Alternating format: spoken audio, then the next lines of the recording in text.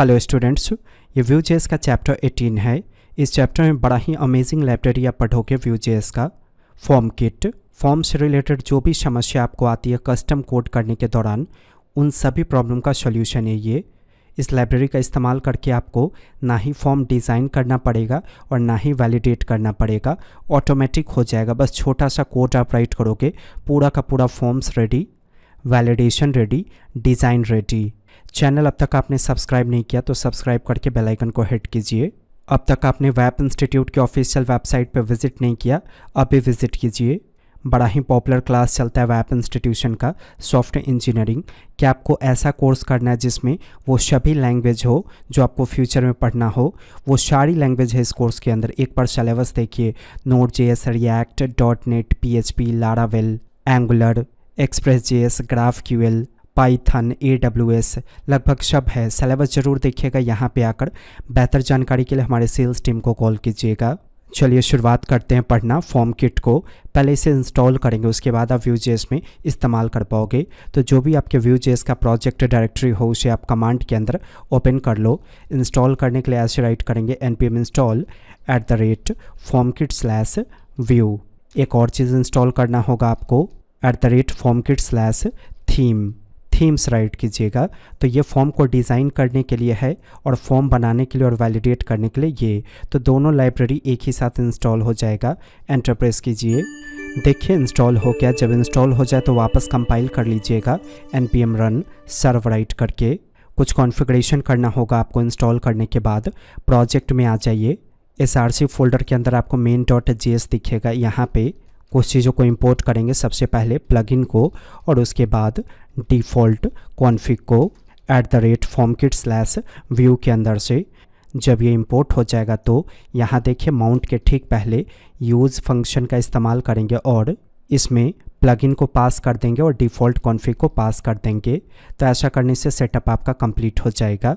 अब आप form kit की सहायता से ईजिली फॉर्म बना सकते हो। जहाँ भी आपको बनाना है कंपोनेंट्स में या app.vue में, वहाँ आ जाइए। ये सिंपल सा कोड रिटन है app.vue में। नोटिस कीजिए कुछ ऐसा दिखा। मैं यहीं पे फॉर्म को डिज़ाइन करना चाहता हूँ फॉर्म किट की सहायता से। तो देखिए स्क्रिप्ट टैग के अंदर सबसे पहले एक इंपोर्ट स्टेटमेंट की सहायता से जेनेसिस थीम को इंपोर्ट कर लेंगे। अगर आप ये इंपोर्ट करोगे तो ऑटोमेटिक आपका फॉर्म डिज़ाइन हो जाएगा। बस आपको यहाँ पे फॉर्म बनाना है और वो डिज़ाइन होकर आपको मिल जाएगा। तो फॉर्म बनाने के लिए आप फॉर्म टैग को शुरू करते हो जनरली, लेकिन यहाँ पे फॉर्म किट टैग को शुरू करके आप इस तरह से बंद करोगे। टाइप का वैल्यू डिफाइन कर दीजिए फॉर्म।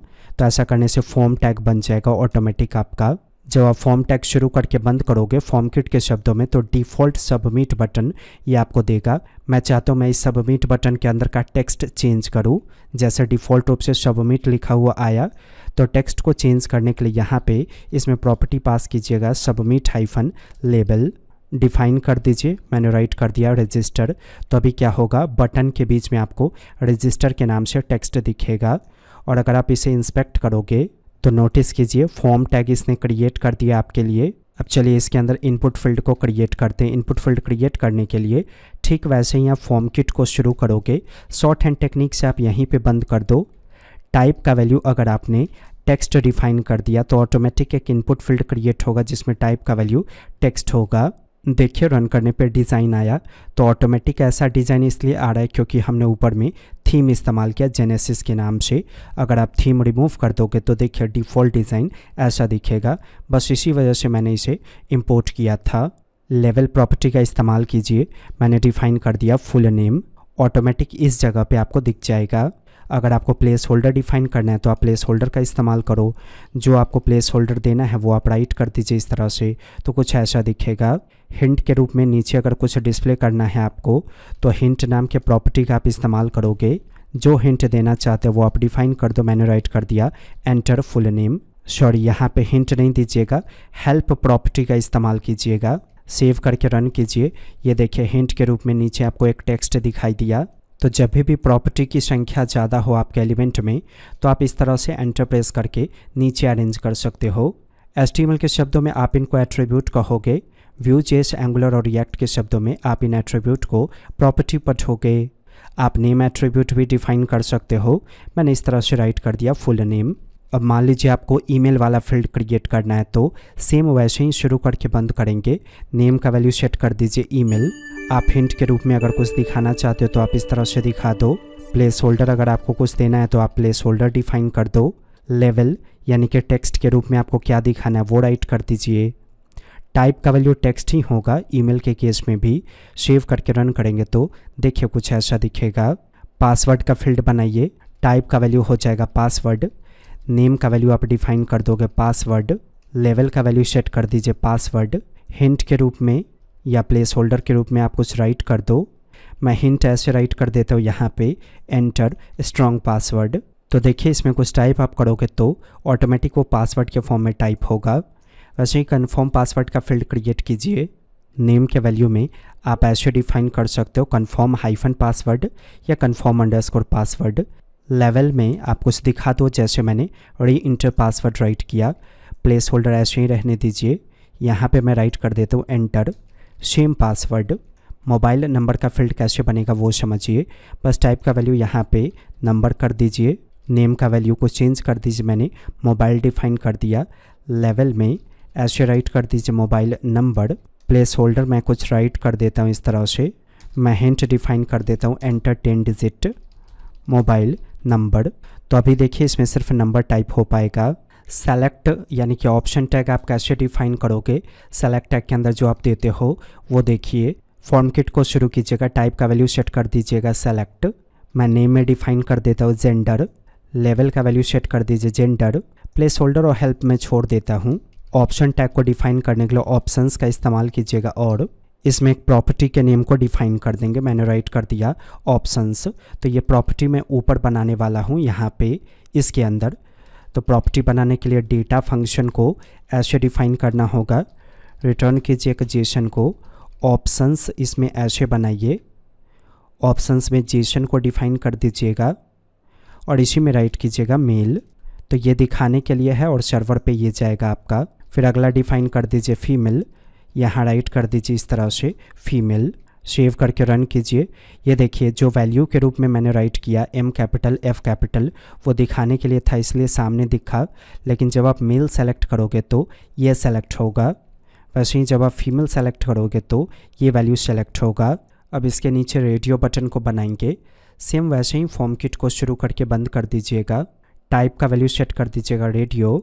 नेम का वैल्यू मैं सेट कर देता हूँ सब्जेक्ट, क्योंकि मैं चाहता हूँ कि 4 सब्जेक्ट में से कोई एक सब्जेक्ट सेलेक्ट हो, इसलिए मैंने सब्जेक्ट डिफाइन किया। लेवल का वैल्यू को सेट कर दीजिए, मैंने राइट कर दिया सब्जेक्ट।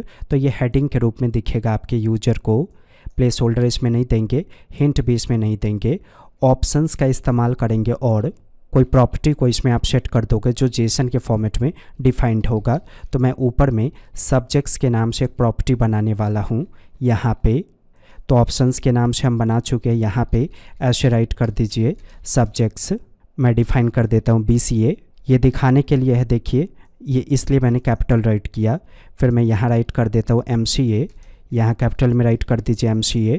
सेव करके रन कीजिए। एक बार पेज को रिलोड कर देंगे। देखिए जो मैंने यहाँ वैल्यू के रूप में दिया वो कैपिटल में दिखा यहाँ पे, और जब आप इसे सेलेक्ट करोगे तो ये वैल्यू जाएगा आपके सर्वर पे। तो दोनों में से कोई एक ही सेलेक्ट होगा। रेडियो के केस में एग्जैक्टली ऐसा ही होता है। तो जो आप लेवल में राइट करते हो, यहाँ देखिए यहाँ जो लेवल में आपने सब्जेक्ट राइट किया जिसका S कैपिटल है वो आपका हेडिंग के रूप में यहाँ पे ऐसे दिखेगा, और नेम में जो आप डिफाइन करोगे उसी नाम से सर्वर पे वैल्यू जाएगा। जैसे आपने BCA सेलेक्ट किया तो सर्वर पे जाएगा सब्जेक्ट इक्वल टू BCA। अगर आपने MCA सेलेक्ट किया तो सर्वर पे जाएगा सब्जेक्ट इक्वल टू MCA। तो किस नाम से जाए वो हम नेम एट्रीब्यूट के वैल्यू में डिफाइन करते हैं। अब जरा चेकबॉक्स को बनाइए। ऐसे ही फॉर्म किट को शुरू करके बंद करेंगे। टाइप का वैल्यू सेट कर देंगे चेकबॉक्स, स्मॉल लेटर में सेट कीजिएगा। नेम का वैल्यू सेट कर दीजिए एक्सेप्ट। फिर लेवल का इस्तेमाल कीजिए और यहाँ पे राइट कर दीजिए आई एक्सेप्ट। देखिए बन गया। तो फॉर्म को डिज़ाइन करना कितना आसान है फॉर्म किट की सहायता से। नेक्स्ट वीडियो में हम इसके वैलिडेशन पे काम करेंगे। वीडियो पसंद है लाइक ज़रूर कीजिए और वेब इंस्टीट्यूट की ऑफिशियल वेबसाइट पे विजिट कीजिए। चैनल अब तक आपने सब्सक्राइब नहीं किया तो सब्सक्राइब करके बेल आइकन को हिट कीजिए। वीडियो देखने के लिए आपका धन्यवाद।